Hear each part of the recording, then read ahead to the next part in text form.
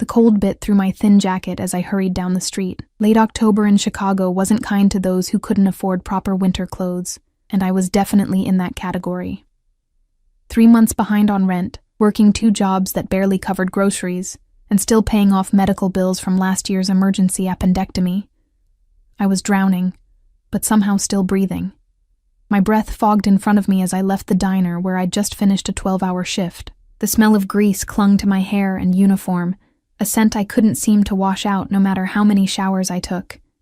My feet ached, my lower back throbbed, and all I wanted was to collapse into my bed, even if it was just a lumpy mattress on the floor of my studio apartment. The bus stop was 2 blocks away, and I quickened my pace. The neighborhood wasn't dangerous exactly, but it wasn't the kind of place where a woman wanted to linger alone after dark. Streetlights flickered overhead, casting strange, elongated shadows across the cracked sidewalk. Music thumped from a bar as I passed, and a couple stumbled out, laughing too loudly, the woman clutching the man's arm as if she might float away without his weight to anchor her. I kept my head down, the way I always did, invisible.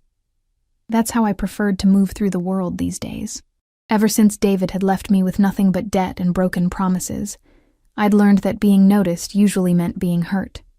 The sound caught my attention first. A small, choked sob coming from the alley between a closed bodega and a laundromat. I hesitated, my instinct for self-preservation warring with my inability to ignore someone in distress. Another sob. Definitely a child. My feet moved before my brain could catch up. "Hello?" I called softly, peering into the shadows. "Is someone there?" At first, nothing. Then a shuffling sound, and a small figure emerged partially from behind a dumpster. A boy. Couldn't be more than 7 or 8, with dark hair and enormous brown eyes swimming with tears. His expensive-looking coat was smudged with dirt. One knee of his jeans torn. "Are you okay?" I asked, crouching down to his level, but keeping enough distance not to frighten him. He shook his head, lower lip trembling. "I'm lost," he whispered, his voice accented. "Italian, maybe? I can't find my way home." "Where's your mom or dad?" I asked, looking around as if an anxious parent might materialize from the shadows. "Papa is at work. Nonna was watching me at the park, but I saw a puppy and followed it." Fresh tears spilled down his cheeks. "Now, I don't know where I am, and it's dark, and I'm scared." Something in my chest cracked open. I'd spent so long building walls around myself that I'd forgotten what it felt like to care about someone else's problems, but this was a child, a lost, frightened little boy who needed help. "My name's Ellie," I said gently. "What's yours?" "Marco?" he replied, wiping his nose with his sleeve. "Well, Marco, I'm going to help you find your way home, okay? Do you know your address or your phone number?" He nodded, reciting an address in Gold Coast, one of Chicago's wealthiest neighborhoods. This kid definitely came from money. The thought flashed through my mind that I could be walking into some kind of trap, but I dismissed it. My paranoia was getting the better of me again. "That's a bit far from here. We'll need to take a bus," I explained. "Is that okay?" Marco nodded solemnly, and when I held out my hand, he took it without hesitation. His small fingers were ice cold, and I felt a surge of protectiveness. We walked to the bus stop together, Marco's grip tightening every time a car passed or someone walked by. I found myself scanning the streets, suddenly hyper-aware of our surroundings in a way I hadn't been when it was just me. On the bus, Marco sat close to me, his shoulder pressed against my arm. He told me about the puppy, a small white one with a brown spot shaped like a heart on its back. How he'd just wanted to pet it, but it kept running away. How he'd suddenly looked up and realized his grandmother wasn't there anymore. How he'd tried to find his way back, but had gotten more and more lost. "Papa's going to be so mad," he whispered, fresh tears threatening. "I'm sure he'll just be relieved you're safe," I said, though I had no idea if that was true. Rich parents could be just as terrible as poor ones, sometimes worse. As we approached Gold Coast, the buildings grew taller, cleaner, more imposing. Marco perked up, recognizing his neighborhood. He led me confidently now, turning down streets lined with high-end boutiques and expensive restaurants, all closed for the night, but still gleaming with subtle, tasteful lighting. We stopped in front of a towering residential building with a doorman and a marble entrance. My stomach clenched. I suddenly felt painfully aware of my waitress uniform, the grease stains on my shoes, the fact that I probably smelled like French fries and coffee. "This is where you live?" I asked, my voice small.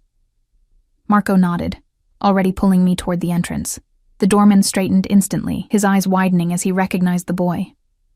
"Master Marco, thank God!" he exclaimed, then spoke urgently into a radio clipped to his lapel. "He's here, sir."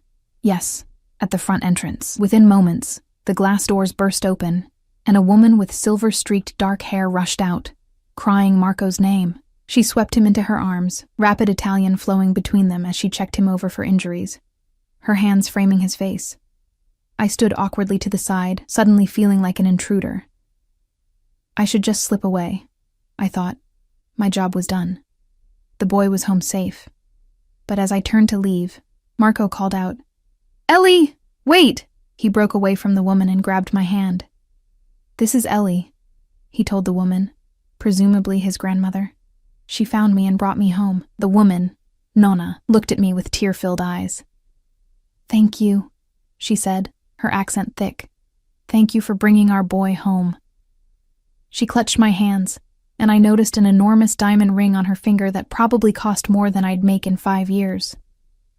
"It was no problem," I said, uncomfortable with the gratitude. "I'm glad he's safe." "You must come up," she insisted. "Alessandro will want to thank you personally." "Oh no, really, that's not necessary," I protested. "I should get home. It's late and—" But Marco was already tugging on my hand, his earlier fear replaced with childish enthusiasm. "Please, Ellie, please come up. I want to show you my room and my toys and—" "Marco!" A deep voice interrupted from the doorway. The temperature seemed to drop several degrees. I turned to see a man standing in the entrance of the building, backlit by the lobby's chandelier so that his face was in shadow. But even without seeing his features clearly, I felt the power radiating from him, in his stance, in the cut of what was obviously an extremely expensive suit, in the way both the doorman and Nonna straightened in his presence. "Papa!" Marco cried, breaking away from his grandmother to run to the man. The man crouched down, gathering Marco into his arms with a fierceness that surprised me. For a moment, just a moment, I glimpsed vulnerability in the set of his shoulders, the way his hand cradled the back of Marco's head. Then he straightened, and it was gone, replaced by something harder, colder.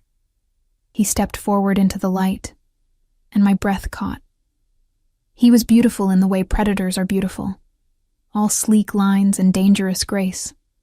Dark hair swept back from a face that could have been carved from marble, sharp cheekbones, and a mouth that seemed more accustomed to giving orders than smiles, but it was his eyes that trapped me. Dark as midnight and just as fathomless, they assessed me with an intensity that made me feel like a butterfly pinned to a board. "You found my son," he said, his voice a low rumble with the barest hint of an accent. I swallowed hard. Yes. He was lost. I just helped him get home."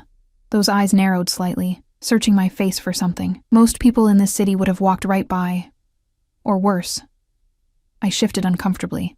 "I'm not most people, I guess." A ghost of a smile touched his lips. "No," he agreed quietly. "You're not." The moment stretched between us, taut as a wire.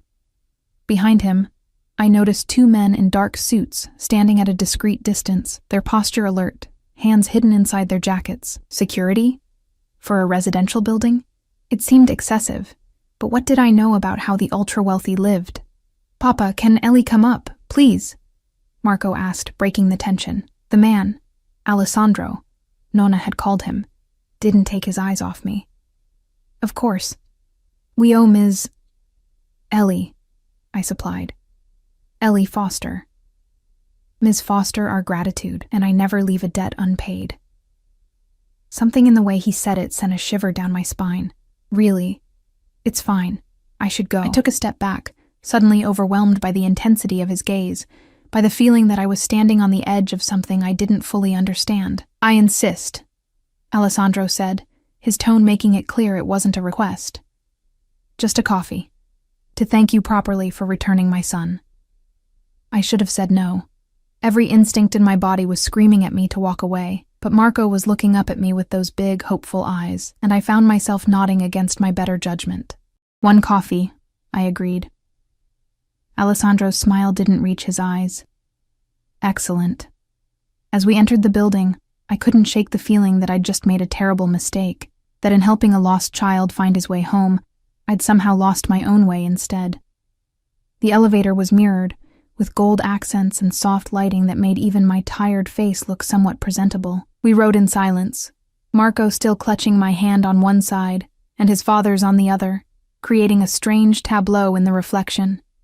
The dirty waitress, the wealthy businessman, and the child connecting them. When the doors opened, I stepped into another world. The penthouse apartment sprawled before me, all gleaming hardwood, cream-colored furniture, and floor-to-ceiling windows showcasing Chicago's glittering skyline. A crystal chandelier hung from the high ceiling, casting rainbow prisms across the walls. The place was bigger than the entire floor of apartments where I lived. "Wow," I breathed before I could stop myself. Alessandro watched me, his expression unreadable. "Marco, go with Nonna to get cleaned up. Then bed." "But Papa..." Marco began to protest. "Now, Marco. It's late and you've caused enough trouble for one evening." His voice was firm but not unkind. Marco's shoulders slumped, but he nodded. "Yes, Papa." He turned to me, wrapping his arms around my waist in a sudden hug that took me by surprise. "Thank you for bringing me home, Ellie." I awkwardly patted his back, unused to such displays of affection. "You're welcome, Marco.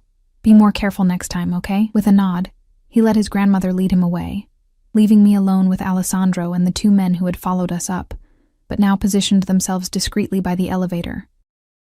"Coffee?" Alessandro asked, gesturing toward what I assumed was the kitchen. "Sure," I said, though caffeine was the last thing I needed at... I checked my watch. 11:47 p.m. I followed him through the apartment, acutely aware of the squeak of my non-slip work shoes against the polished floor. The kitchen was a chef's dream, all stainless steel and marble, with copper pots hanging from a rack overhead. Alessandro moved with easy confidence, preparing an espresso machine that looked more complicated than my car. "So," he said as he worked, his back to me. "You found Marco in an alley near Franklin and Adams," I replied. "I was heading home from work." He turned, his eyes flicking over my uniform. "The diner on Wabash?" I blinked, surprised. "Yes, how did you know?" His lips curved in that almost smile again. "The logo," he said, nodding to the small embroidered pancake on my shirt pocket, but something in his tone made me wonder if there was more to it. The espresso machine hissed, breaking the moment. Alessandro placed a small, delicate cup in front of me, the coffee inside dark as pitch. "Thank you," I murmured, taking a sip. It was rich and complex, nothing like the watered-down brew we served at the diner. "No," he said quietly, leaning against the counter opposite me, his own cup untouched. "Thank you. Marco is..." He paused, something flickering across his face. "He's everything to me." For the first time, I saw past the wealth, the power, the intimidating presence to the father who'd been afraid for his child. It humanized him in a way that made him somehow more dangerous to me. "He seems like a great kid," I offered. "He is." Alessandro studied me over the rim of his cup. "And you? Do you have children, Miss Foster?" "Ellie," I corrected automatically. "And no. No children. No husband, no pets. Not even a houseplant at the moment." I laughed nervously, wishing I could take back the overshare. "A woman like you should have more," he said, his gaze direct and penetrating. I shifted uncomfortably. "A woman like me?" "Kind," he elaborated. "Brave, beautiful." The last word hung in the air between us. I felt my cheeks heat and dropped my gaze to my coffee cup, unsure how to respond. When I looked up again, Alessandro was closer, though I hadn't heard him move. "I'd like to repay you," he said, "for helping Marco."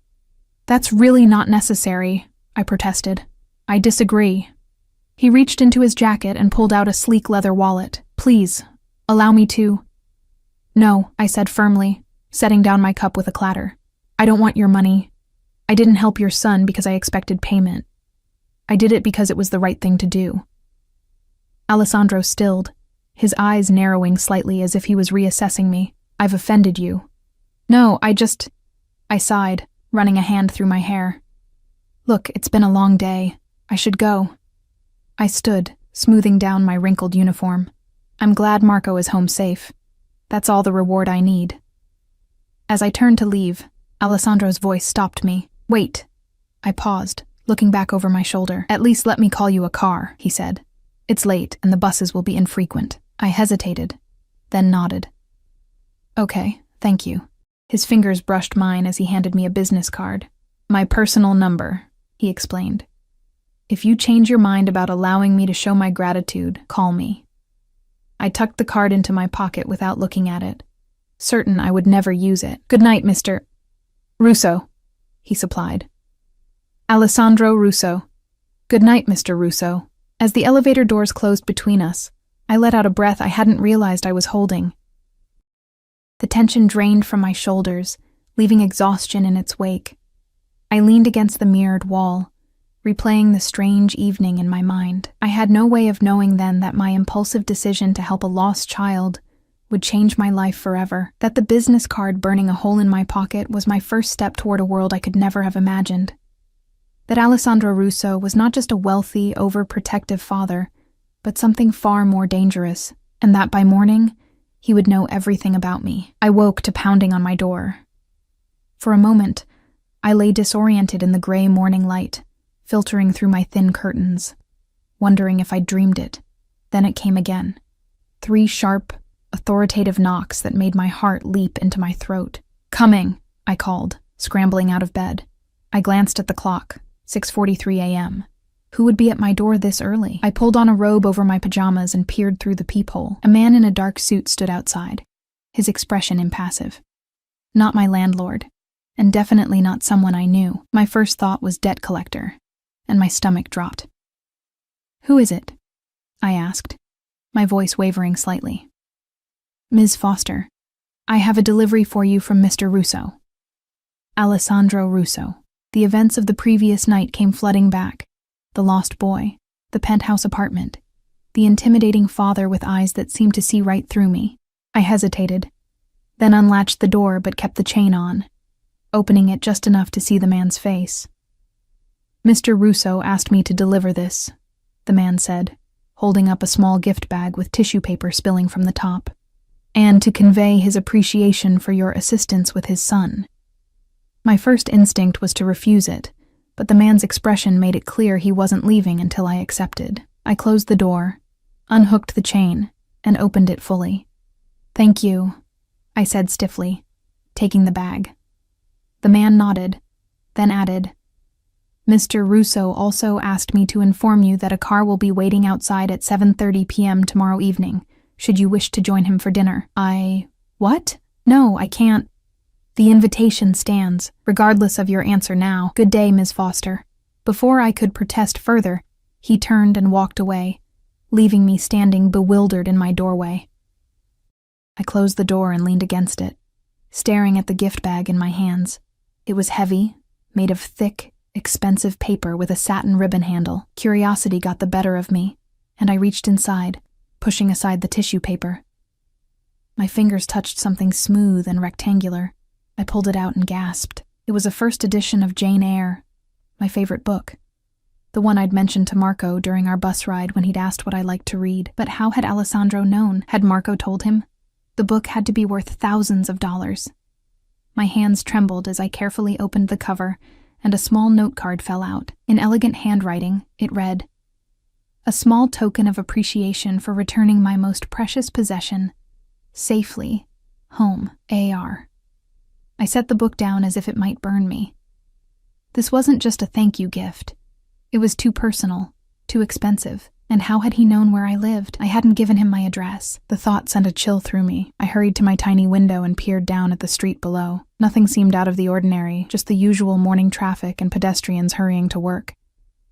But the feeling of being watched lingered. I set the book on my small kitchen table and got ready for my shift at the coffee shop, my morning job before the diner.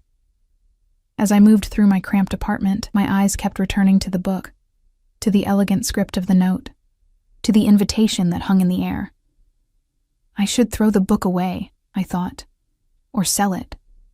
God knew I could use the money, but I couldn't bring myself to do either. The day passed in a blur of coffee orders and rude customers.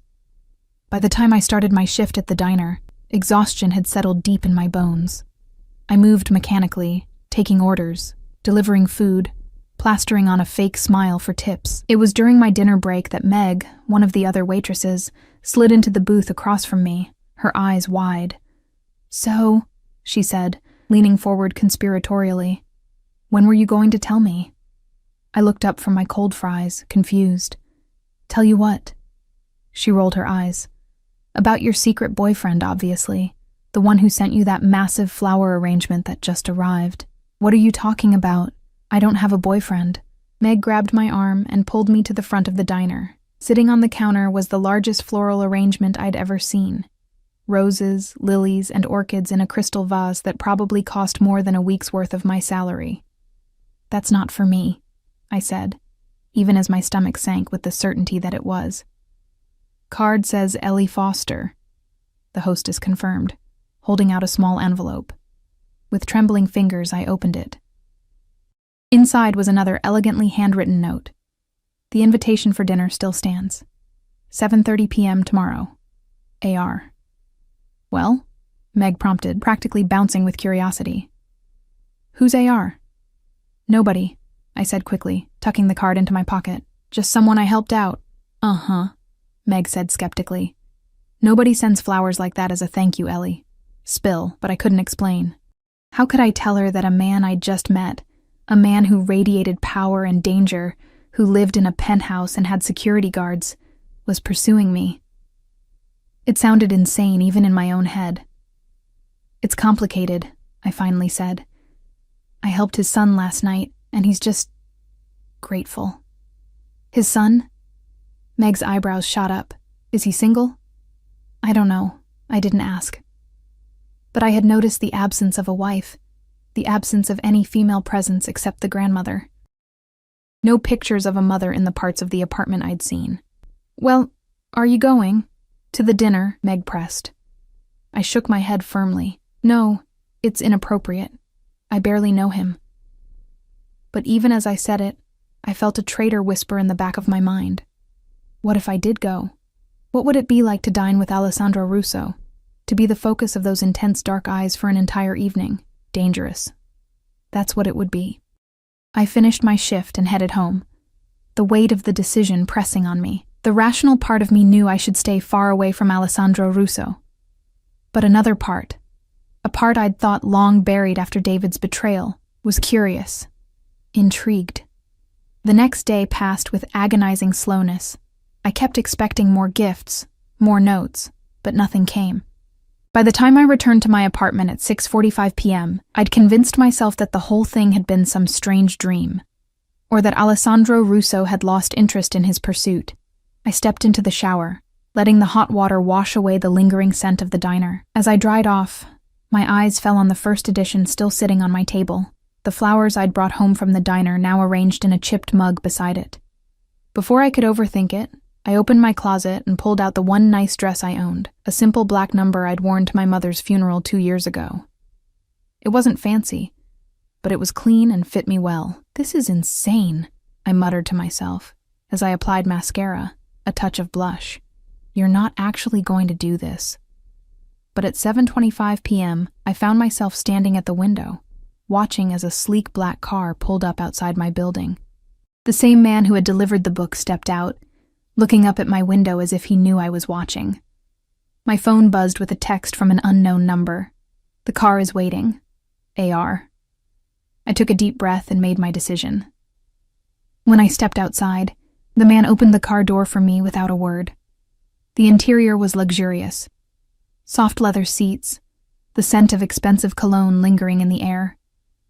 As we pulled away from the curb, I had the distinct feeling I was crossing a threshold, leaving behind the safety of my small, predictable life. The restaurant was in the heart of downtown, its entrance discreet, but unmistakably exclusive. I was led through a dimly lit dining room to a private section in the back. And there he was, standing as I approached, those dark eyes taking in every detail of my appearance. "You came," Alessandro said, his voice a low rumble that sent a shiver down my spine. "I was curious," I admitted, allowing him to pull out my chair. "Curious about what?" he asked, resuming his seat across from me. "About you," I thought but didn't say. Instead, I gestured vaguely, about why all this interest in a waitress who did what anyone would have done. A small smile played at the corners of his mouth. "We both know that's not true. Most people would have walked past my son. Or worse." "You have a very cynical view of humanity, Mr. Russo. Alessandro, please." He reached for the wine, pouring me a glass without asking. "And my view is not cynical, merely realistic. I've seen the worst of what people are capable of." There was something in his tone that made me pause, something hard and cold beneath the smooth exterior. Before I could respond, a waiter appeared, reciting the evening's specials in French. I felt hopelessly out of my depth. Alessandro ordered for both of us, his French flawless. When the waiter left, I raised an eyebrow at him. "I can order for myself, you know," I said, a touch of defiance in my voice. "Of course you can," he agreed easily. "But the chef here prepares certain dishes specially for me that aren't on the menu. I thought you might enjoy them." I sipped my wine, unsure how to respond. It was the most expensive wine I'd ever tasted, rich and complex on my tongue. "Tell me about yourself, Ellie Foster," Alessandro said, his eyes never leaving my face. "There's not much to tell. I work 2 jobs. I live in a tiny apartment. I read when I can find the time." I shrugged. "I'm ordinary." "No," he said with surprising firmness. "You're not ordinary at all." He leaned forward slightly. "You have no family?" The question caught me off guard. "My mother died 2 years ago. Heart attack. My father left when I was 3. I barely remember him." "So you're alone in the world." It wasn't a question, but I nodded anyway, uncomfortable with how accurately he'd summarized my situation. "What about you?" I asked, desperate to shift the focus. Is Marco's mother?" A shadow crossed his face. "Sophia died when Marco was 2. Cancer." "I'm sorry," I said sincerely. "It was a long time ago." His tone made it clear the subject was closed. The dinner progressed with a strange intensity, each course more exquisite than the last. Alessandro watched me as I tasted each new dish, a peculiar satisfaction in his eyes when I couldn't suppress my pleasure at the flavors. "You should eat like this every day," he remarked, refilling my wine glass. I laughed softly. "On a waitress's salary, I'm lucky if I can afford fresh vegetables once a week. That could change," he said, his voice dropping lower. The implication hung in the air between us, unmistakable. I set down my fork, suddenly losing my appetite. "Why am I here, Alessandro? Really?" His dark eyes studied me, calculating. "Because you intrigue me. You don't know me." "I know more than you think." He took a sip of his wine. "I know you grew up in Indianapolis with a single mother who worked as a nurse. I know you got a partial scholarship to Northwestern, but dropped out in your junior year when your mother got sick. I know your ex-boyfriend left you with $30,000 in debt from a failed restaurant venture you foolishly co-signed for." Ice spread through my veins. "How do you—" "I make it my business to know everything about people who enter my life, Ellie." His tone was casual, as if discussing the weather, not the invasion of my privacy. "I haven't entered your life," I said, my voice shaking slightly. "I helped your son, that's all." Alessandro leaned forward, his eyes capturing mine. "Yet here you are, having dinner with me."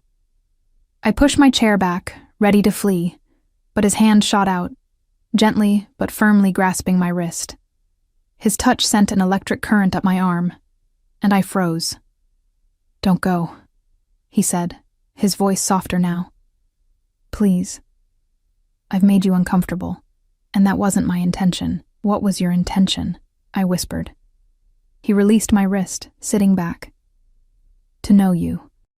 To understand why a woman with nothing would help a child she didn't know, expecting nothing in return. It's unusual in my experience." "It's called basic human decency," I said, still on edge. A shadow of a smile touched his lips. "Perhaps that's why you fascinate me. Decency is rare in my world." "And what world is that exactly?" I asked. finally voicing the question that had been nagging at me since we met. Alessandro's expression shuddered, becoming unreadable. I'm a businessman, Ellie. Import, export, primarily. It was clearly not the whole truth, but I didn't press. The way his security detail hovered nearby, the way the restaurant staff treated him with a mixture of deference and fear, the way he carried himself. All of it spoke of someone accustomed to power, to being obeyed without question. I should go, I said, placing my napkin beside my plate. Have I frightened you? He asked, sounding genuinely curious. Yes, I admitted. But not for the reasons you might think. He raised an eyebrow, waiting. I'm afraid because part of me likes this, I said, gesturing to the restaurant, the wine, him. And I know better. Men like you don't just take an interest in women like me without a reason. Alessandro studied me for a long moment. You think I want something from you. Don't you? Yes, he said simply. But perhaps not what you imagine. Before I could ask what he meant, his phone buzzed. He glanced at it, his expression hardening. I need to take this, he said, standing. Please, finish your dessert. I'll be right back. As he walked away, speaking rapid Italian into his phone, I had the sudden urge to run, to get up and walk out of the restaurant, to disappear back into my small, safe life. But something kept me rooted to my seat. Curiosity, maybe. Or something more dangerous. Alessandro returned a few minutes later, his face composed, but tension radiating from him like heat. I apologize, but I need to cut our evening short, he said, his tone clipped. A business matter requires my immediate attention. Relief mingled with disappointment. Of course, I understand. The car will take you home, he said, signaling for the check without looking at it. And Ellie? Yes? I'd like to see you again. It wasn't quite a question, but neither was it a command. I hesitated. I don't think that's a good idea. Because I frighten you? Because whatever this is, I gestured between us, it isn't real. We're from different worlds, Alessandro. This was a curiosity for you, nothing more. Something flickered in his eyes, anger, frustration, but was quickly masked. You underestimate yourself, he said softly. And me. Outside, the same black car waited. Alessandro opened the door for me, his hand brushing mine as I slipped past him.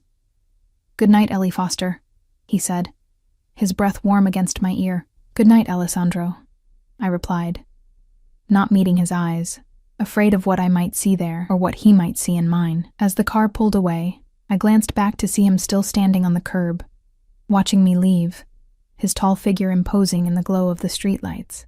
The image stayed with me as the car wound through Chicago's streets, back to my reality. My apartment felt smaller than ever when I returned. The shabby furniture and peeling wallpaper a stark contrast to the luxury I'd just experienced. I kicked off my heels and sank onto my bed, my mind racing. The smart thing to do would be to forget Alessandro Russo existed. To return to my routine, to the safety of anonymity, but as I drifted off to sleep, his dark eyes followed me into my dreams. I woke the next morning determined to put the strange interlude behind me. I had the early shift at the coffee shop, followed by a double at the diner. No time for daydreams about mysterious businessmen. The coffee shop was busier than usual, a line stretching out the door. I moved on autopilot, taking orders, making change, forcing smiles for customers who barely looked at me. It wasn't until mid-morning that I noticed him, one of Alessandro's security men, sitting in the corner with a newspaper he wasn't reading. My hands shook as I made the next latte, spilling milk on the counter. He wasn't even trying to be discreet. When our eyes met, he nodded slightly, making it clear he was there for me to see. I managed to get through the rest of my shift without incident, but the feeling of being watched followed me to the diner. There, a different man sat at the counter, nursing a coffee for 3 hours, watching, waiting. By the time I left work, my nerves were frayed to breaking point. I burst through the door of my apartment, locking it behind me, then froze. On my kitchen table sat a large manila envelope that hadn't been there when I left. My window was closed and locked. My door had shown no signs of forced entry, yet someone had been in my home. With trembling fingers, I opened the envelope. Inside was a stack of papers, bank statements, loan documents, legal forms, and a note in now familiar handwriting. Consider it erased. A.R. I sank into a chair, my legs suddenly unable to support me, as I realized what I was looking at. Every debt in my name, the student loans, the restaurant loan David had left me with, the medical bills from my mother's final illness and my own emergency surgery, all of it marked, paid in full. My phone buzzed with a text, no strings attached, an actual gift, not a debt to be repaid. A.R. I stared at the message, tears blurring my vision.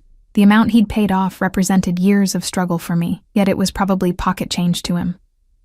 The inequality of it made me feel small, helpless, but also, undeniably, relieved. Another text came through. Have dinner with me again, tomorrow. Because you want to, not because you feel obligated. I didn't respond. I couldn't. My emotions were too tangled. Gratitude warring with resentment, relief with suspicion, attraction with fear. I fell asleep with my phone clutched in my hand, no closer to an answer. The next day passed without any sign of Alessandro or his men. No texts, no gifts, no surveillance. By evening, I found myself checking my phone repeatedly, a hollow feeling in my chest that I refused to name as disappointment. At 7:15 p.m., a knock came at my door. I opened it to find Marco standing there, flanked by the ever-present security, beaming up at me. "Ellie," he exclaimed, throwing his arms around my waist. "I missed you." "Marco? What are you doing here?"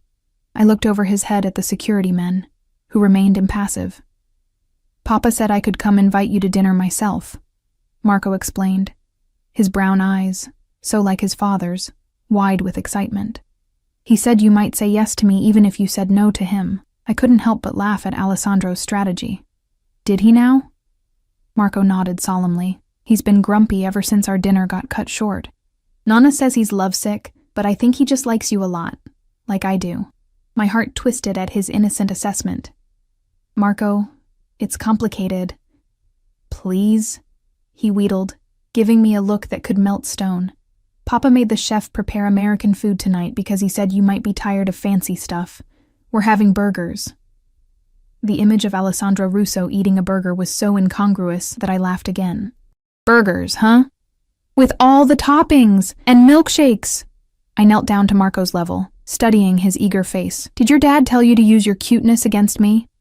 Marco grinned mischievously. "Maybe. Is it working?" Despite myself, I smiled. Maybe.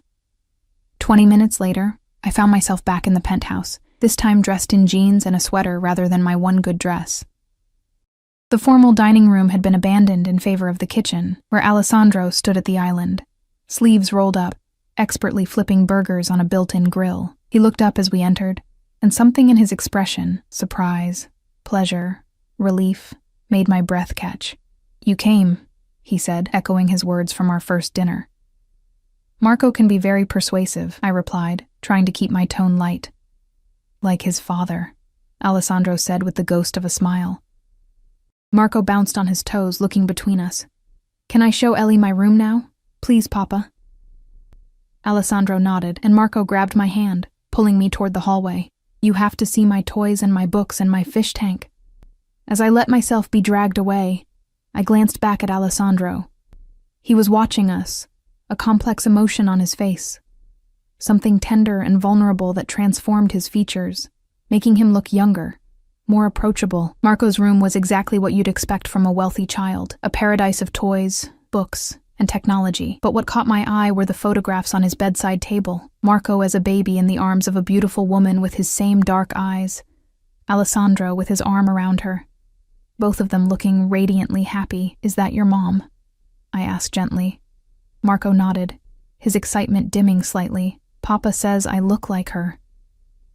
"You do," I agreed. "She was beautiful." "Papa doesn't like to talk about her," Marco confided. "It makes him sad. But sometimes he tells me stories about her when he tucks me in at night." The image of Alessandro, the intimidating businessman, tenderly telling his son bedtime stories about his dead wife added another layer to the complex picture forming in my mind. "You're good for him," Marco said suddenly, with a child's startling perception. He smiles more when you're around. I wasn't sure how to respond to Marco's innocent observation. Before I could formulate a reply, Alessandro appeared in the doorway. "Dinner's ready," he said, his eyes moving from me to the photographs I'd been looking at. Something vulnerable flickered across his face before his expression smoothed into its usual inscrutable mask. Marco bounced off his bed. "I'm starving!" "Go wash your hands first," Alessandro instructed, and Marco darted past him toward what I assumed was his bathroom. For a moment we stood in silence, Alessandro leaning against the doorframe, watching me. "He looks like her," I said finally, nodding toward the photograph. "Yes." His voice was tight. Her eyes, her smile, she was beautiful. Alessandro nodded once, sharply. She was everything. The raw pain in those 3 words made my heart ache. Before I could respond, Marco burst back into the room, hands extended for inspection. "All clean! Can we eat now? I'm starving!" Alessandro's expression softened as he looked at his son. "Yes, Piccolo, let's eat." Dinner was surreal. Alessandro Russo, who exuded power and danger from every pore, who I suspected was involved in something far from legal, sat across from me eating a hamburger, while his son chattered about school and friends and the puppy he desperately wanted for his birthday. "You promised to think about it, Papa," Marco reminded him. "And I am thinking about it," Alessandro replied, with exaggerated patience that suggested this was a recurring conversation. "A dog is a lot of responsibility," I found myself saying. "You have to walk it and feed it and train it every single day." "I know. I'd be super responsible. I'd walk it before school and after dinner and before bed, and I'd feed it the best dog food, and I'd teach it tricks." "Please, Papa." Alessandro caught my eye over Marco's head, his lips quirking in a small smile that transformed his face, making him look younger, more accessible. My heart did a treacherous flip. "We'll see," he said, the universal parent response that wasn't quite a no. After dinner, Marco insisted on showing me his video game collection. Alessandro excused himself to take a phone call, and I found myself alone with the boy, cross-legged on his bedroom floor as he demonstrated his favorite game. "I'm really good at this one," he boasted, fingers flying over the controller. "Papa says I'm better than him, but I think he lets me win sometimes." "That's what dads do," I said with a smile. Marco's character died on screen, and he set down the controller with a sigh. "Did your dad let you win at games?" The innocent question caught me off guard. I don't really know. My dad left when I was very little." Marco's eyes widened. "He left you? Why? I don't know that either," I admitted. "I was too young to remember." "That's sad," Marco said, his face solemn. "I'd be really sad if Papa left me." "Your dad would never leave you," I assured him, touched by his concern. "He loves you more than anything." Marco nodded, accepting this as absolute truth. "He's scary sometimes when he's working, but not with me. Never with me." The casual comment sent a chill through me. Before I could probe further, Alessandro appeared in the doorway. "Bath time, Marco," he announced. Marco groaned but stood obediently. "Will you still be here when I'm done, Ellie?" I glanced at Alessandro, uncertain. "Ellie and I will be talking in the living room," Alessandro said. "You can say goodnight before bed." Satisfied, Marco disappeared into the bathroom. Alessandro turned to me. "Join me for a drink?" I nodded, following him back to the living room. The lights of Chicago glittered through the floor-to-ceiling windows, a carpet of stars beneath us. Alessandro poured 2 glasses of amber liquid from a crystal decanter and handed one to me. "Scotch," he explained. 30-year-old Macallan. I took a small sip, the liquid burning a path down my throat. "It's good," I said, though I couldn't tell the difference between this and the cheap bourbon my mother used to drink. Alessandro moved to the windows, looking out over the city. "You're good with him," he said after a moment. "With Marco. He likes you." "He's a great kid," I said sincerely. "You've done a good job with him." Alessandro turned to face me, his expression unreadable in the dim light. "I've tried. It hasn't been easy, raising him alone." "No, I imagine not." I hesitated, then added, especially with your work. A shadow crossed his face. What do you think my work is, Ellie? I set down my glass, suddenly nervous. You said import, export, and you didn't believe me. I met his gaze steadily. Should I? The corner of his mouth lifted in what might have been admiration. You're perceptive, and braver than most, or just foolish, I murmured. Alessandro stepped closer, close enough that I could smell his cologne. Something expensive and subtle. What did Marco tell you? Nothing specific. Just that you can be scary when you're working. He nodded, as if this confirmed something. I've tried to shield him from that side of my life. What side is that exactly? Alessandro studied me for a long moment, as if deciding how much to reveal. I'm what you might call a problem solver, he said finally. For certain enterprises, illegal enterprises, I clarified, my heart pounding. The line between legal and illegal is often blurrier than most people realize. His voice was soft but matter-of-fact. I operate in the gray areas. You're in the Mafia, I said bluntly, giving voice to the suspicion that had been growing since our first meeting. Alessandro didn't flinch. That's a simplistic term, but not entirely inaccurate. I should have been terrified. I should have walked out right then, but something held me in place. A curiosity, a fascination I couldn't deny. Why are you telling me this? I asked. Because you asked. He moved closer still. And because I find myself unable to lie to you. What do you want from me, Alessandro? I want to see you again, and again after that. Why? There must be dozens of beautiful, wealthy women who would jump at the chance to be with you. Women from your world who understand it. Yes, he agreed, and every one of them wants something from me. My money, my power, my connections. His eyes held mine, intense and uncompromising. You're the first woman in a very long time who has looked at me and seen a man, not a resource to be exploited. I see a dangerous man, I countered. Yes, he acknowledged, and yet you're still here.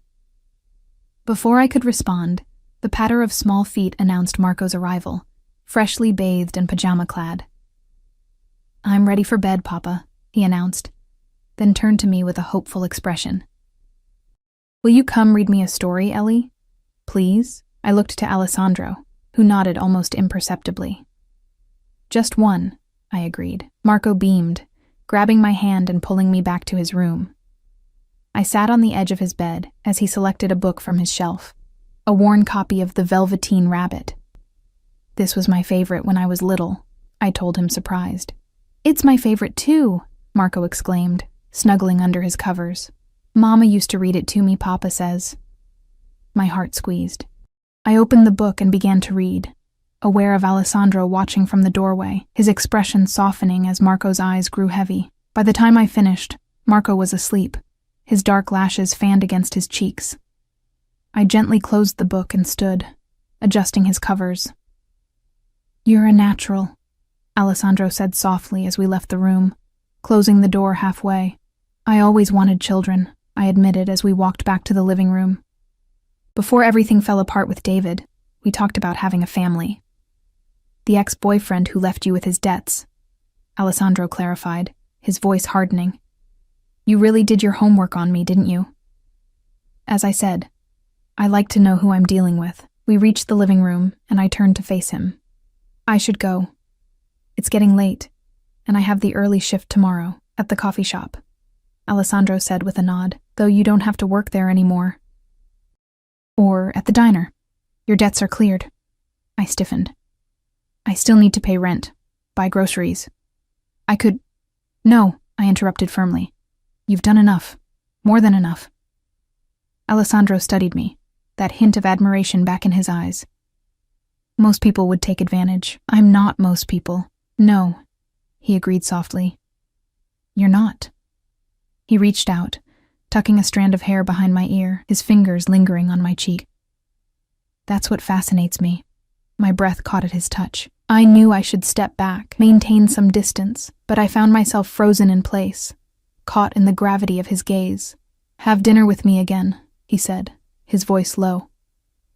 Friday night. Somewhere public, if that makes you more comfortable. I hesitated, reason warring with desire. Alessandro, I don't think... One more dinner, he pressed. If you still have doubts after that, I won't bother you again. I searched his face, looking for deceit, for manipulation. All I saw was intensity and something that might have been vulnerability.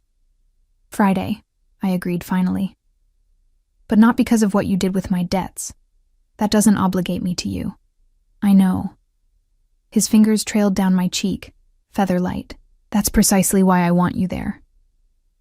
The car took me home in silence, my mind racing with everything I'd learned. Alessandro Russo was a criminal, he'd all but admitted it. Getting involved with him was madness. And yet, the memory of his touch lingered on my skin, and the image of him with Marco showed a side of him that complicated the dangerous picture. I was so lost in thought that I didn't notice the unfamiliar car parked across from my apartment building. Didn't register the figures watching from the shadows. Not until the next morning, when everything changed. I woke early, as usual, and went through my morning routine on autopilot. It wasn't until I opened my front door, ready to leave for my shift, that I realized something was wrong. One of Alessandro's security men stood outside my apartment, his expression grim. "Ms. Foster," he said with a slight inclination of his head. "Mr. Russo sent me to escort you to work today." "I don't need an escort," I said, confused. "I've been getting to work on my own for years." The man's face remained impassive. "It's not a request, ma'am." A chill ran down my spine. "What's going on?" "It's not my place to say. If you'll come with me, please." I hesitated, then nodded, locking my door behind me. The security man led me to the now familiar black car. As we drove, I noticed him checking the mirrors frequently, his posture tense. "You're scaring me," I said after several minutes of silence. "Please, tell me what's happening." The man glanced at me in the rearview mirror. "Mr. Russo will explain everything. I'm supposed to be at work in 20 minutes. The coffee shop. You've been called in sick." My unease deepened. "By who?" "Mr. Russo." "He can't just..." I began, then stopped, as I realized we were heading toward the Gold Coast. "Where are we going? This isn't the way to the coffee shop. Mr. Russo is waiting for you at his home." I sat back, a mixture of irritation and fear churning in my stomach. When we arrived at the now familiar building, the security man escorted me directly to the elevator. Alessandro was waiting in the penthouse, pacing the living room, his face a mask of controlled fury. He looked up as I entered, relief flickering briefly across his features, before his expression hardened again. "What's going on?" I demanded, my fear giving way to anger. "You can't just summon me like this. I have a job." "Someone was watching your apartment last night," Alessandro cut in, his voice tight. "Not my men. Someone else." Block 5. My anger evaporated, replaced by a cold dread. "What do you mean, someone was watching my apartment?" Alessandro moved to the windows, his reflection superimposed over Chicago's skyline. "After I had you dropped off last night, one of my security team noticed an unfamiliar vehicle parked across from your building, 2 men inside, watching your window. Maybe they were waiting for someone else," I suggested, though even I didn't believe it. Alessandro turned to face me, his expression grim. "They weren't." My man recognized one of them, Vittorio Calabrese, who works for Antonio Bianchi. The names meant nothing to me. Who's Antonio Bianchi? A muscle ticked in Alessandro's jaw. A rival. Someone who would very much like to see me diminished. "And what does that have to do with me?" Alessandro's eyes met mine, dark and intense. "They saw you with me, with Marco. They think you're important to me." "I'm not," I said automatically, then regretted it when something like pain flashed across his face.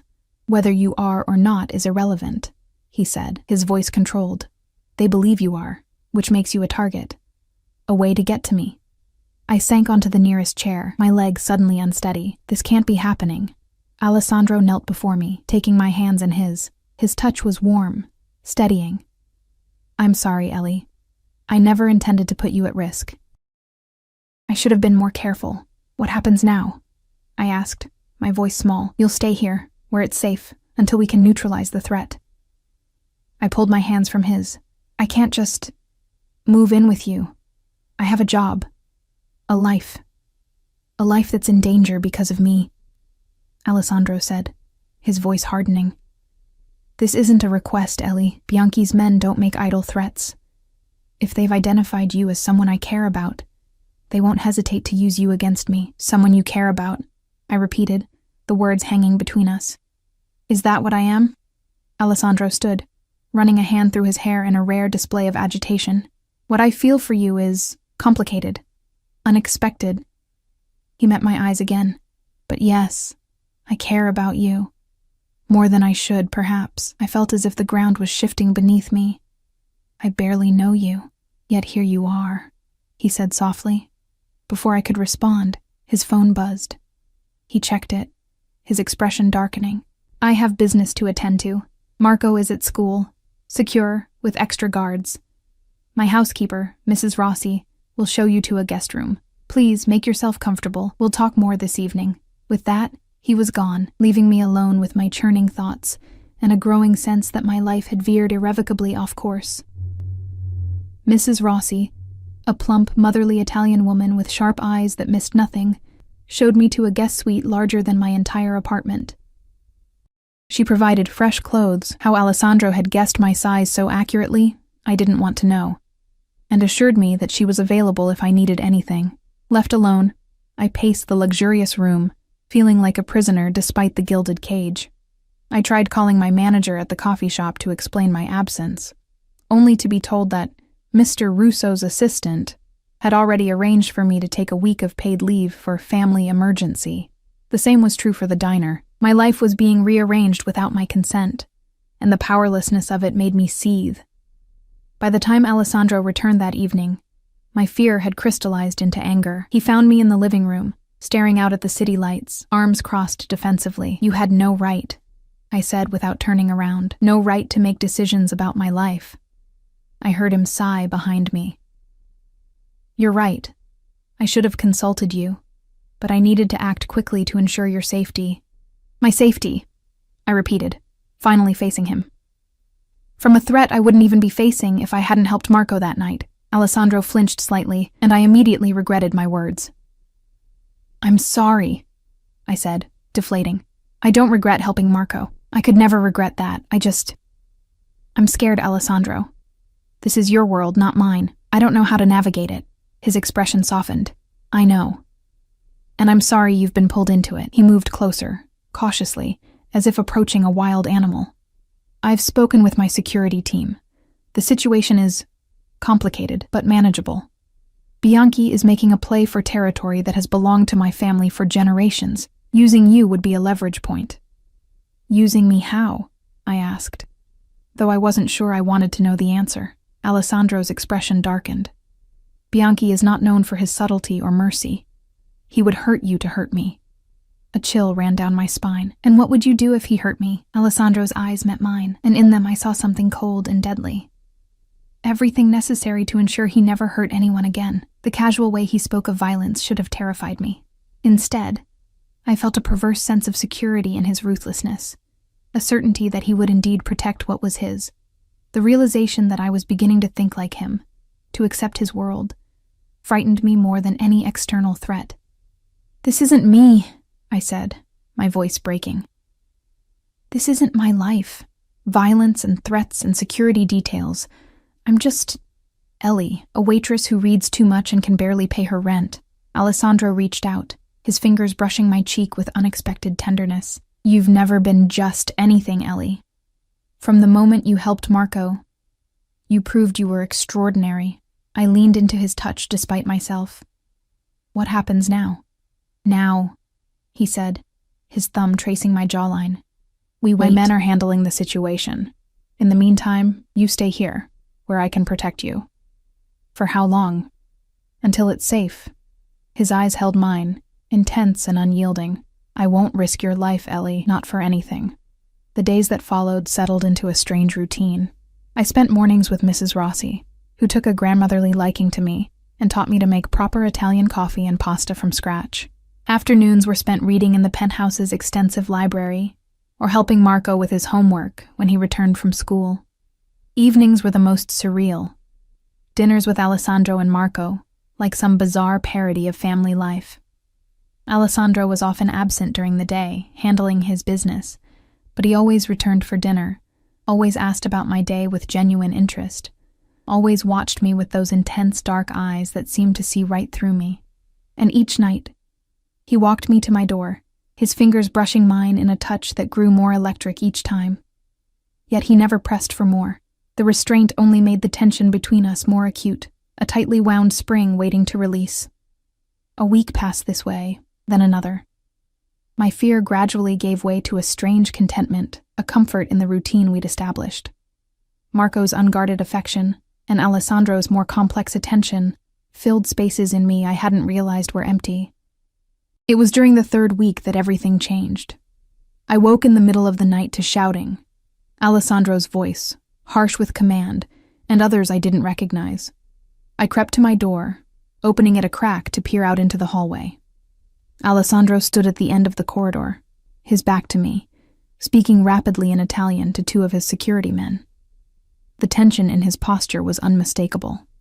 "Make sure Marco's guards are doubled," he said, switching to English. "No one gets near him, understood? And get the car ready. We're leaving in 10 minutes. The men nodded and hurried away. Alessandro turned, and I quickly closed my door, but not before he saw me. A soft knock came moments later. I opened the door to find him standing there, his face a mask of controlled fury. "What's happening?" I asked, clutching my robe tighter around me. "Bianchi has made his move," Alessandro said, his voice tight. "I need to handle it personally." Fear clutched at my heart. "Is it dangerous?" The ghost of a smile touched his lips. "Everything in my life is dangerous, Ellie." He reached out, his fingers brushing a strand of hair from my face. "Stay with Marco. Mrs. Rossi will be with you both. Extra security is already in place." "Alessandro," I said, catching his hand before he could withdraw it. "Be careful." Something flared in his eyes, surprise, warmth, desire. "I will." He leaned forward, his lips brushing my forehead in a touch so gentle it made my heart ache. Then he was gone, leaving only the lingering warmth of his touch and the scent of his cologne. I didn't sleep the rest of the night. Neither did Marco, who appeared at my door an hour later, frightened by the unusual activity in the penthouse. I let him crawl into bed beside me, his small body curled trustingly against mine as I read to him until his breathing finally evened out in sleep. Morning came with no word from Alessandro. Then afternoon. By evening, even Mrs. Rossi's reassuring smile seemed strained. When Marco asked for the third time when his father would be home, I saw real worry flash across her weathered face. "Soon, Piccolo," she said, ruffling his hair. Soon. It was past midnight when we finally heard the elevator doors open. Marco had long since been put to bed, and I sat alone in the living room, unable to sleep. A book open but unread in my lap. I looked up as Alessandro entered, and my heart stuttered. He was alive, but barely looked it. Blood stained his once immaculate shirt. A cut above his eye was hastily bandaged, and he moved with the careful precision of someone managing significant pain. "My God," I breathed, rushing to his side. "What happened? Should I call a doctor?" "It's done," he said, his voice rough with exhaustion. "Bianchi won't be a problem anymore." I didn't ask what that meant. I didn't want to know. "You're hurt," I said instead, guiding him to the couch. "I've had worse." His eyes never left my face, drinking me in as if memorizing every feature. "You stayed." "Of course I stayed. Marco needed me." I hesitated, then added softly, "I was worried about you." Alessandro reached out, his hand finding mine. "I've been thinking about what you said, about this not being your life, your world." His thumb traced circles on my palm, sending shivers up my arm. "You were right. I had no right to drag you into this." A hollow feeling opened in my chest. "What are you saying?" "I'm saying you're free to go. Bianchi is no longer a threat. You can return to your life, your jobs. I'll make sure you're taken care of financially, but you don't have to stay here, with us, with me." He was offering me what I'd wanted from the beginning, my freedom, my normal life back. So why did it feel like he was tearing something essential from me? "And if I want to stay?" I asked, my voice barely audible. Alessandro went still, his eyes searching mine. Do you? I thought of my tiny apartment, my exhausting jobs, the loneliness that had been my constant companion since my mother died. Then I thought of Marco's laughter, Mrs. Rossi's warmth, the way Alessandro looked at me as if I were precious beyond measure. I don't know what this is between us, I said honestly. It's fast and complicated and probably insane. You're dangerous, Alessandro. Your life is dangerous. But these weeks with you and Marco, I've felt more alive, more myself, than I have in years. Alessandro's hand tightened on mine. I can't promise you safety, Ellie. Not completely. My world will always have risks, I know. But I can promise you this, he continued, his voice dropping to a fierce whisper. As long as I breathe, I will protect you. You and Marco are everything to me now. He pulled me toward him, his free hand cupping my face with exquisite tenderness. Stay, he murmured. Not as a guest, not out of obligation. Stay because you want to. In answer, I closed the distance between us, my lips finding his. The kiss was gentle at first, a question, then deepened into something more urgent, more demanding. I felt the barriers I'd built around my heart crumble, swept away by the tide of emotion I could no longer deny. When we finally broke apart, both breathless, Alessandro rested his forehead against mine. Is that a yes? He asked, a smile in his voice. Yes, I whispered, I'll stay. 6 months later, Marco got his puppy, a white terrier with a heart-shaped brown spot on its back, just like the one that had led him to get lost that fateful night. We named her Destiny, which made Alessandro roll his eyes but smile that rare, genuine smile that still made my heart race. Our life wasn't perfect. Alessandro's business still took him away sometimes, still put him in danger that made me sick with worry. But he was making changes, gradually shifting toward legitimate enterprises, building something that could one day be Marco's legacy, without the shadows that had defined his own inheritance. And on quiet evenings, when Marco was asleep and the city twinkled below us, Alessandro would hold me close and whisper promises against my skin, of love, of protection, of a future I never could have imagined that cold October night when I heard a child crying in an alley. I had helped a lost boy find his home, never knowing his father was a ruthless Mafia boss. Now, against all odds, I had found my home too, with them.